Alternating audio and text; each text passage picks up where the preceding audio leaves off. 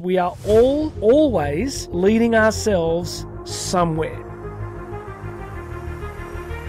Well, hello there, my friend. Jonathan Doyle with you here for the Catholic Teacher Kinda Sorta daily video message. This is part 1 in a 3-day series on leadership in Catholic education. I've just come back from a speaking tour 2 weeks ago where I got to work with a fantastic group of Catholic educational leaders. And one of the things I'm trying to sell Catholic education people on is the idea of self-leadership. So often we think that unless we have a specific leadership title, we're not actually leading in a Catholic school. So over this next 3 days, I want to give you 3 powerful insights as a Catholic teacher, as a Catholic principal, that are going to be useful to you. But before I give you those 3, I've just got to sell you on this idea of self-leadership. The point that I'm making to educators is we are all always leading ourselves somewhere. I don't believe in homeostasis, the idea that we just stay the same, that if we don't do anything, we're just going to pretty much continue as we are. I think we either grow or we go backwards. It's one of those two realities. So I'm trying to sell people in this idea of self-leadership. That one of the first things we need to do as Catholic educators is take a radical responsibility for our own life. There's a beautiful term in Latin, particeps creatoris, which means like participants in creation, co-creators.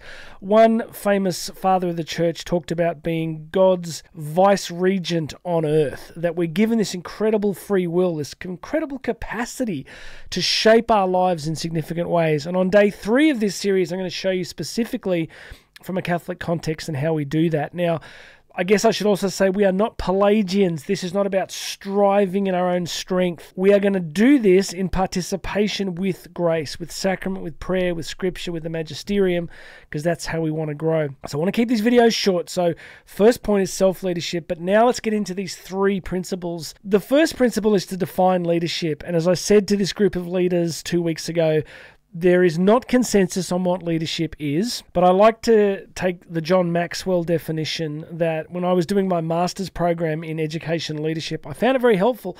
It's just this: leadership is influence. Leadership is influence. How do you know leadership is happening? Influence is happening. What's influence? Something changed. That's it. You know, we're going to talk in this next 2 days about what determines the kind of influence and how we can shape that. But if you are simply leading a classroom, your leadership is geared around the influence that you have to help young people grow in faith, grow in virtue, grow in intellect, grow in all the amazing gifts that God has given them. You are an influencer. If you are an educator or a principal, you are influencing people all the time. So what we want to do is get more conscious about it, right? We want to get more conscious about what is shaping that kind of influence. But let's begin our first session in this 3-session series on understanding that leadership is our ability to create influence, which means our ability to create some kind of change. All right, tomorrow I'm going to talk to you about what conditions the kind of changes that we can create in Catholic education. So make sure you've subscribed, hit the notification bell so that tomorrow I can get the next video to you.